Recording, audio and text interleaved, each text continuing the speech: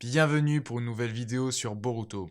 Aujourd'hui, on va parler d'un sujet qui revient souvent en commentaire et qui me fait grincer des dents. Je parle bien sûr du Jugan de Boruto.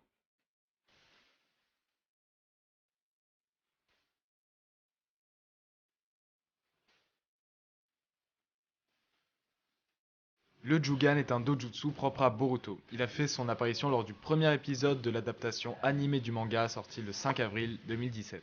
L'œuvre originale, elle, a fait sa première apparition près d'un an auparavant, le 9 mai 2016. Problème, cet œil est présent dans la série, mais totalement absent du format papier. Pourtant, beaucoup pensent encore le contraire. Au cours de cette vidéo, je vais tenter de vous convaincre que cet élément est un ajout de l'animé et les raisons qui pourraient en être à l'origine. Voici pourquoi le Jugan n'existe pas.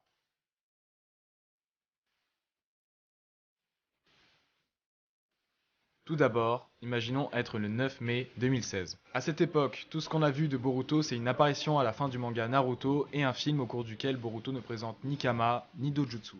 Les premières pages du manga sont rendues publiques et on découvre un Boruto adolescent dans un futur proche au milieu des ruines de Konoha. Mis à part l'équipement de Sasuke et sa cicatrice, ce qui pose le plus d'interrogations autour du design de Boruto, c'est bien sûr son Kama et son Dojutsu. Tout le monde l'identifie alors comme un Byakugan, vu que l'anime ne sortira qu'un an plus tard et le concept du Jugan avec. Certains me répondront que c'est une erreur des lecteurs qui à ce moment-là ignoraient le Jugan et qui l'ont associé à la pupille qui lui ressemblait le plus. Sauf que c'est pas qu'il y a des ressemblances entre le Dojutsu de Boruto et le Byakugan. C'est un Byakugan. Le sclère et l'iris blanc, la pupille partiellement délimitée, c'est un Byakugan.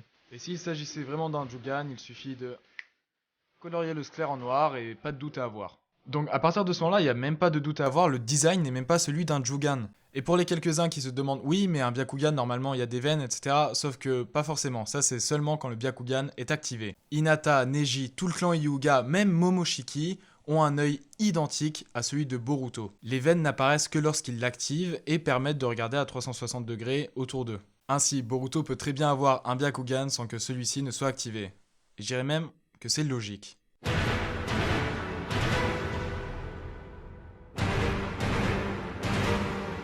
Ensuite, à l'heure où je fais cette vidéo, il est sorti 52 chapitres de Boruto, donc on a beaucoup plus d'éléments de réponse qu'en 2016.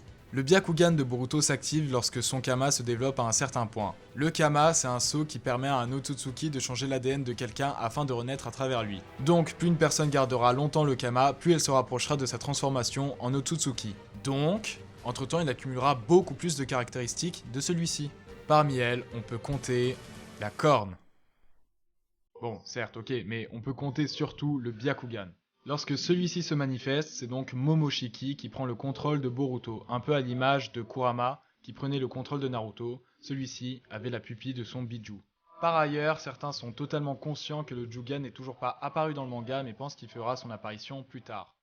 Sauf que non. Toutes les scènes qui adaptent le manga où le Jugan apparaît, soit Boruto avait un Byakugan, soit pas de dojutsu du tout.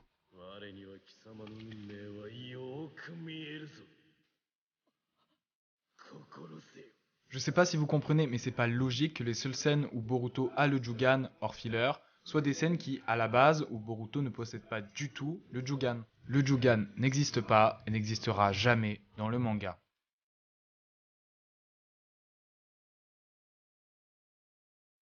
Alors, pourquoi l'anime aurait-il créé un élément aussi important que le Jugan alors que celui-ci n'existe pas?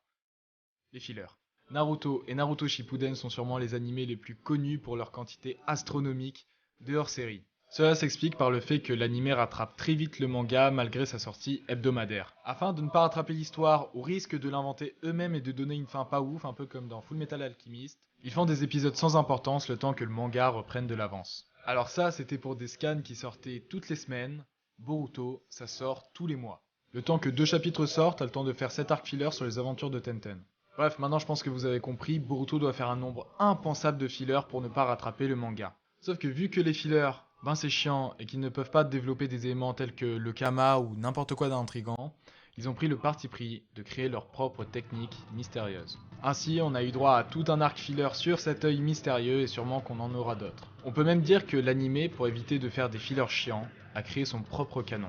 Une histoire qui a des points communs avec l'œuvre qu'il adapte, mais qui ajoute des éléments totalement différents et hyper importants. Si vous n'êtes pas convaincu avec cette explication, dites-vous que l'anime ne pouvait pas développer les Otsutsuki comme Momoshiki, Ishiki ou quoi, et donc ils ont créé leur propre Otsutsuki, Urashiki.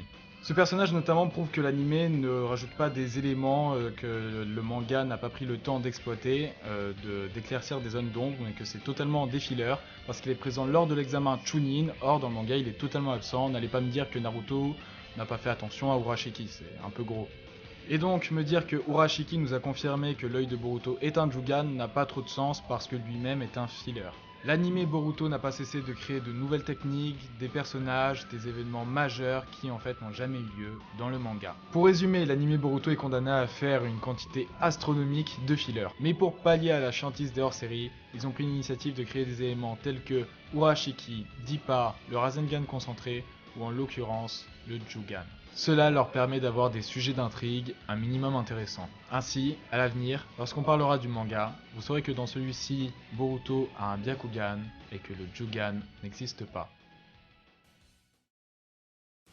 Alors comme d'hab, j'espère que la vidéo vous a plu, je tenais vraiment à la faire, je vous ai dit de base, je comptais faire toute une vidéo sur les hors-séries dans Boruto parce que c'est vraiment un cas particulier, sauf que le Jugan revenait tellement souvent en commentaire, je me suis dit bon, je vais faire une vidéo pour un peu tout mettre au clair. J'espère avoir été convaincant parce que vraiment, même tous ceux qui sont à fond dans le manga et qui aiment pas trop la série sont toujours convaincus que le Jugan existe, alors que vraiment je pense aussi, j'espère vous avoir convaincu, mais qu'il n'existe pas. Donc j'ai essayé vraiment de faire une construction en parlant d'abord du design pour dire que c'est pas le design d'un Jugan.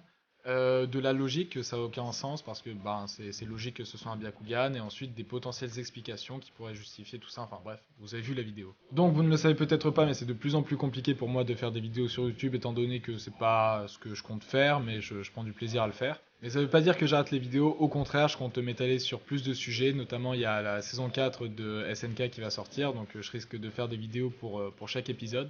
Et aussi m'étaler au-delà du manga, par exemple j'aimerais bien faire une vidéo là très prochainement sur FNAF. C'est Five Nights at Freddy's, c'est un jeu vidéo, je pense que vous connaissez parce que ça a un peu fait le buzz sur YouTube pendant un moment. Et voilà, j'aimerais m'étendre à des sujets un peu plus larges. Mais je parlerai toujours autant de Boruto parce que c'est ce qui m'a amené sur YouTube. J'espère que vous serez au rendez-vous et je vous dis à bientôt pour une prochaine vidéo.